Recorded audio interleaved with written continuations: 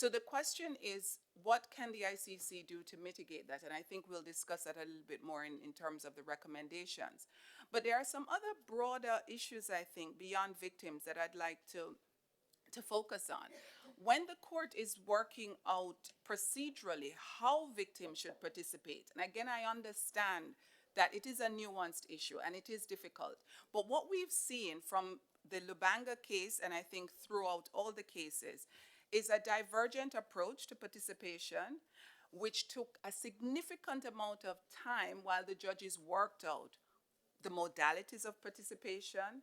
Should they be allowed to participate in every stage? So, for example, there are several decisions where we see the judges having to decide, should, on each occasion that there is an appeal, are the victims allowed to participate in these appeals? Again, these issues of how this impacts victims. It's fine for us to discuss it at a legal level, but the delay in this process means that for these victims, as far as they are seeing it, they are being denied that justice, which is essentially what they are asking for.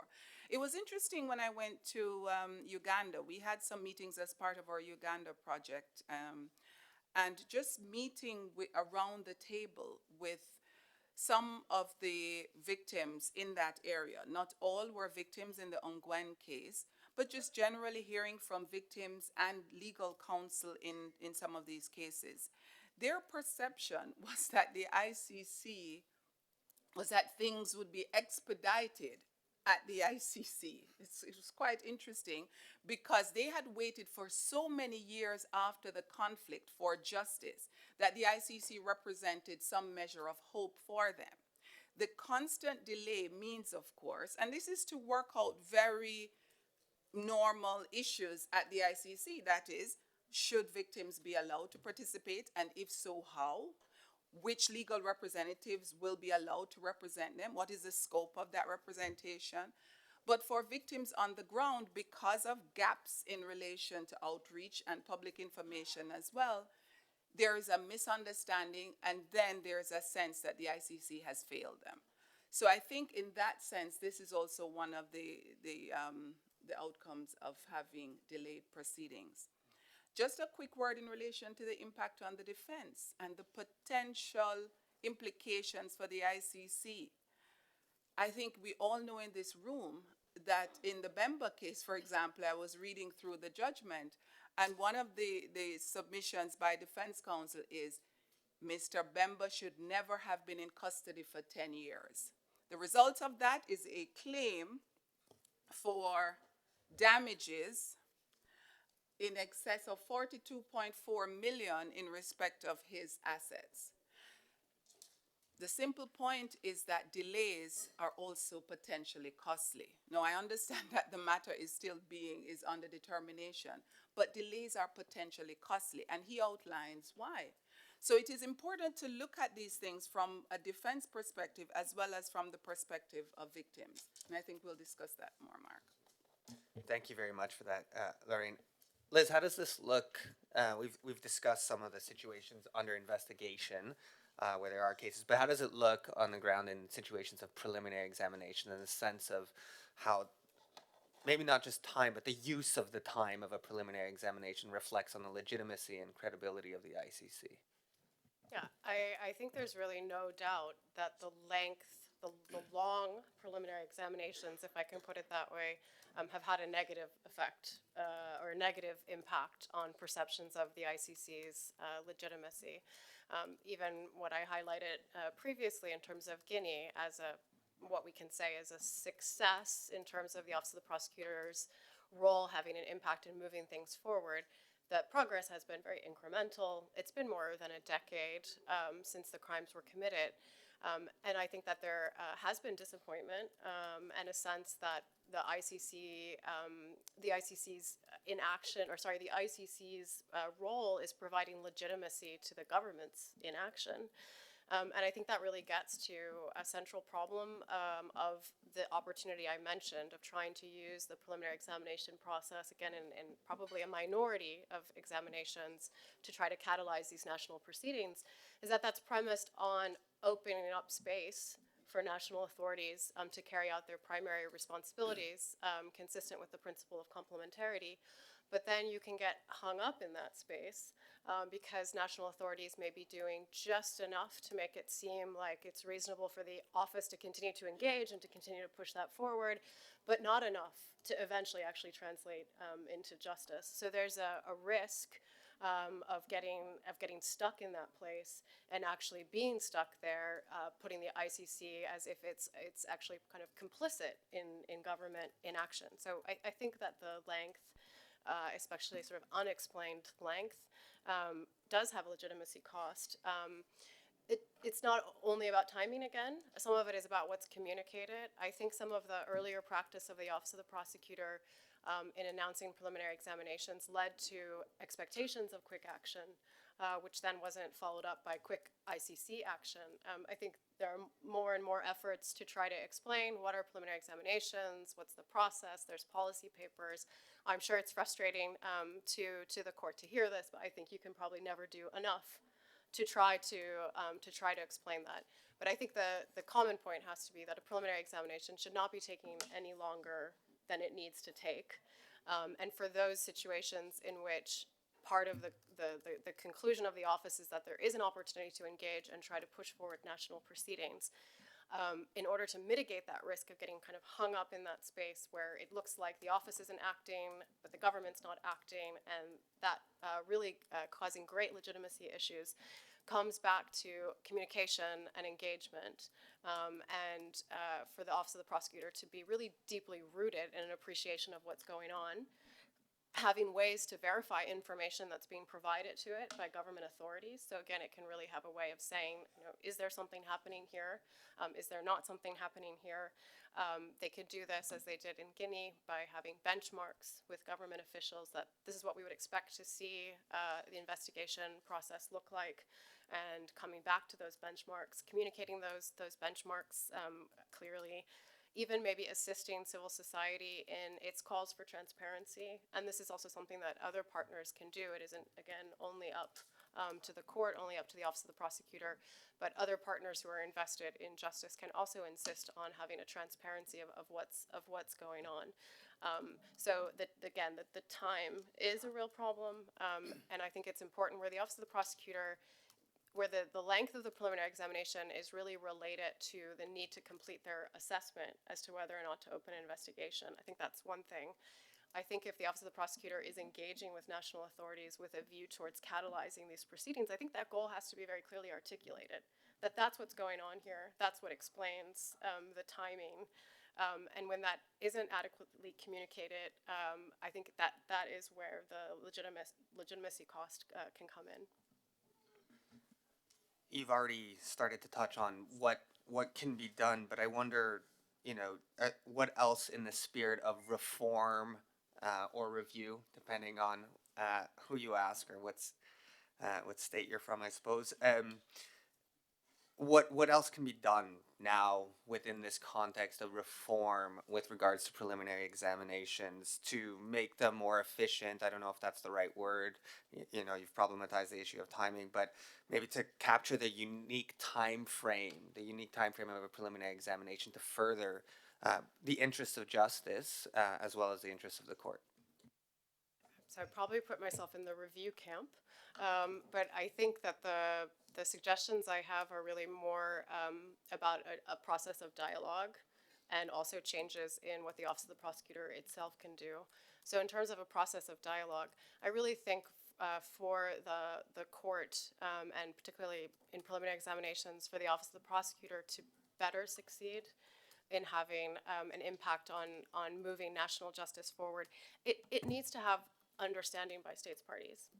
It needs to have support by states parties that this is, again, not the primary goal with limited application. I keep making all these qualifications because I think that's important, but that it can be a plus factor for justice for the Office of the Prosecutor to pursue this as a policy. And I think that needs to be better understood by states parties, not only because it does have, I think, resource implications for the human resources, for the time it takes to really the office to really root itself in an appreciation of context, which is key to kind of handling that challenge of not getting caught up and being manipulated by national authorities. But it's also because states parties may also be international partners that can assist, that can make the need for accountability part of the political dialogue that they might have with the authorities in a situation under preliminary examination, may also have contributions where there are capacity issues, although I think political will is probably the most central challenge.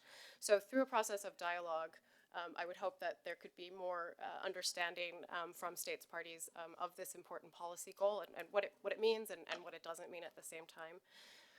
In terms of the Office of the Prosecutor's practice, I mean, here is where I think things could get faster. Most of you will probably know that the office conducts its preliminary examinations in different phases. And one of the earliest phases is to determine whether or not there's enough information to suggest that crimes within the court's jurisdiction have been committed. It's only after the completion of that phase that the office starts to really engage in the way that I've been discussing of trying to actually encourage national authorities or think strategically about how to encourage national authorities to have national prosecutions. And I think that's actually a good thing, because once the office has a sense of what the potential crimes are, what the potential cases are, in our observation anyway, it helps to strengthen the hand of the Office of the Prosecutor in engaging with national authorities to be asking, so what are you doing about this? What are you doing about that? So I think it's a good thing that these strategies might be delayed in the process, but to us that would then put the emphasis on how can you get to that point faster? How can you conduct that earlier phase of your analysis to determine that there might be, based on the information available at a preliminary examination stage, a reasonable basis to believe that crimes within the court's jurisdiction have been committed, and perhaps front-loading the resources to make that determination and getting then as quickly as possible to that phase where there might be more opportunities to engage with national authorities. So there, again, I don't think it's a process that necessarily lends itself to strict timelines, but I think getting through that phase and getting to that decision point of whether the office is going to try to engage with national authorities in this way, or it's just going to proceed to consideration of admissibility and with decisions about exercising jurisdiction would really benefit the process. And then lastly, and maybe I should have put this second, because I think it goes back to dialogue between the court, civil society, states parties.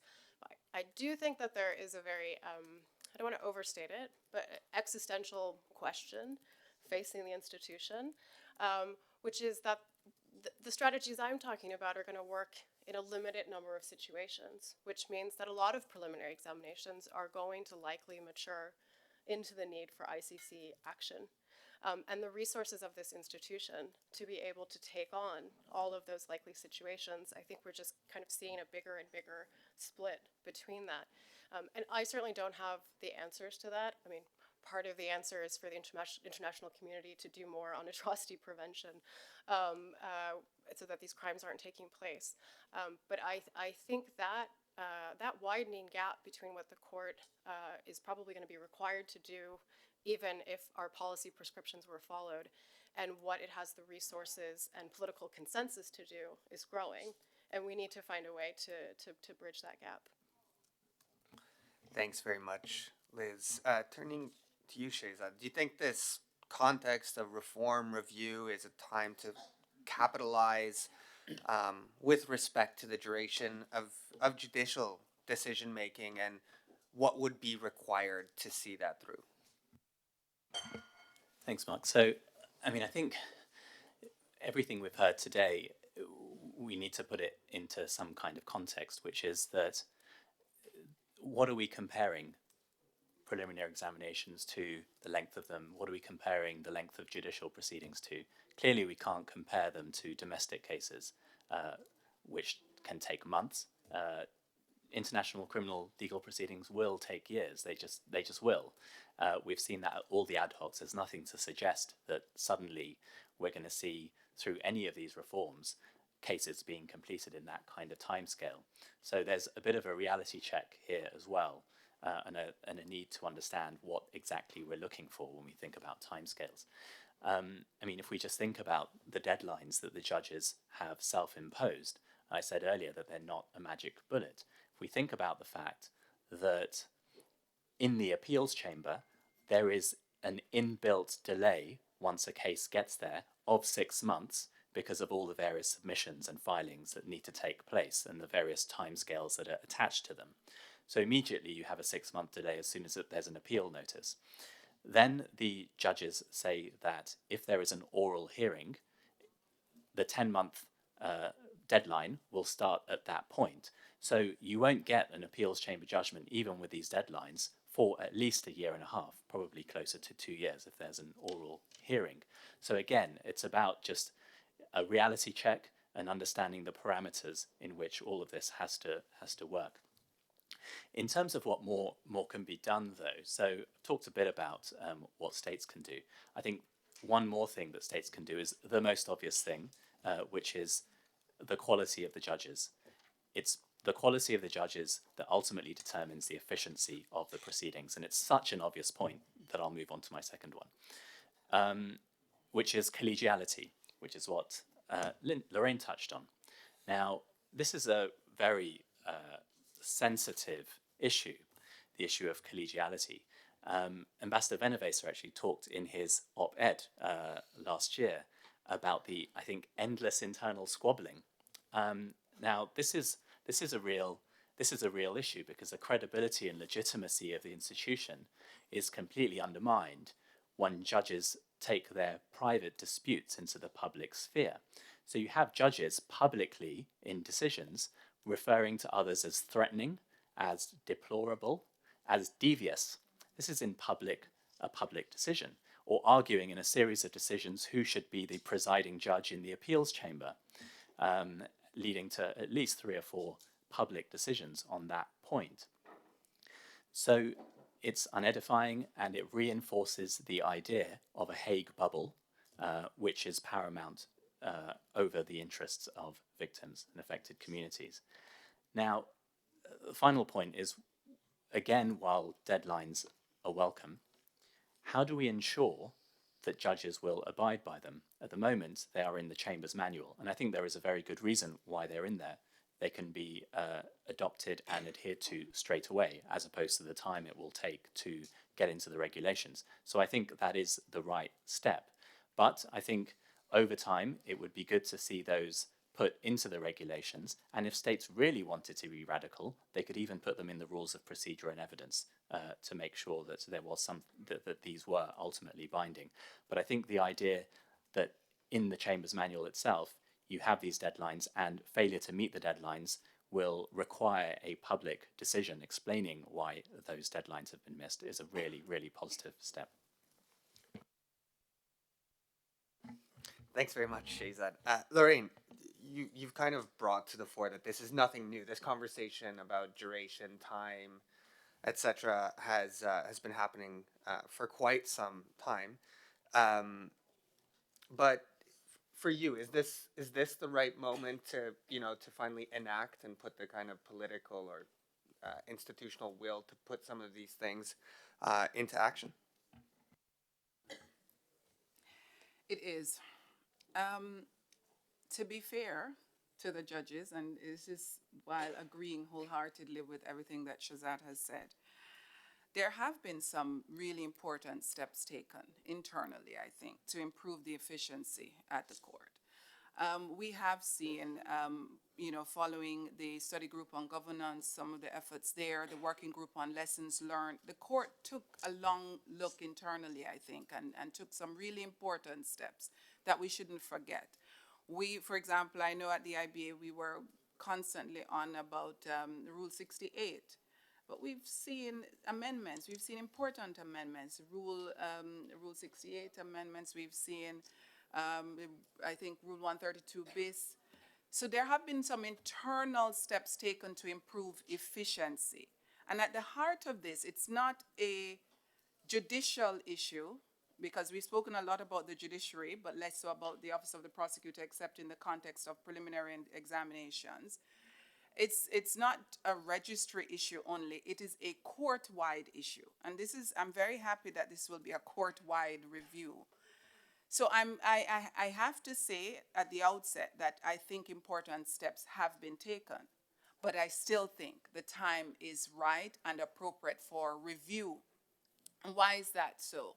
I think persons are becoming increasingly frustrated with, and I do not, I pause to use this expression, the lack of results. Effectively, when external persons look at the court and look at the amount that is put into the ICC in relation to its resources, limited as it is, and I would be the first to say that it needs more to carry out its core functions, when you look at that and look at the corresponding results, there is a gap. There is a gap certainly in relation to victims on the ground. It is a gap if we have had to wait for so many years before we see reparations to some of these victims who have been waiting for over 10 years. There is a gap. And I say this with full understanding of the complexity of international proceedings. And so I go back to where I started, and that is in one of the documents, the reports that was produced by this expert committee on this issue, for example, of how can some of these issues be taken forward to ensure efficiency. One of them was what Liz alluded to, and that's the need for benchmarks. That the court must set benchmarks. The court has to know where it wants to go and how it intends to get there, and what it will use to measure its progress. That is a really important thing, and I fully agree with that. There were some very interesting recommendations, which, if you allow me, I will read, concerning the judicial collegiality, which I think is important because what we've seen recently indicates that there really seems to be a core problem there. And the reason we focus on judicial collegiality is because the judges are the central hub of the court in terms of determining its efficiency. We expect that ICC judges who are elected will be efficient managers of the court process. And so with all of the different factors that are at play, ultimately, we are going to look to judges. So, for example, the expert review recommended that judges, it should be impressed among judges and court staff that cooperation and information sharing between and among judges and panels is a priority. That was aimed at avoiding what we are seeing now of such disparity between different chambers in relation to key decisions. The second was encourage judges to promote collegiality, including among their staff. Assign mentoring judges to new judges for the first year of appointment to integrate the new judges into the emerging judicial culture. Now, I would be happy if this has taken place. Perhaps this has since been implemented. Regularly schedule formal opportunities to share the judges' expertise with one another. Regularly schedule formal opportunities to bring in experts in technical areas relevant to the management of cases in order to keep judges up to date with the latest research and innovations. And I want to end on this point, make positive efforts to encourage consensus on harmonizing conflicting practice through regulation where appropriate. The need to harmonize conflicting practice. But where does that go back to? The gravamen, I think, of where we have this absence of collegiality, and that is we are dealing with persons coming from different legal systems. How do we, as practitioners, judges who are before the court, in the prosecutor's office, external persons, ensure that the ICC will take into account the fact that you have persons coming from different legal contexts, but who are still required to come to consensus decisions or positions? I think ultimately, and I hope that will be something that we can discuss here, but I would end this by saying, for the sake of victims and those who are concerned with the court, and for the sake of the legitimacy of the court itself, it is critical at this stage. So my short answer is yes, it is time. Well, thanks. Thank you very much.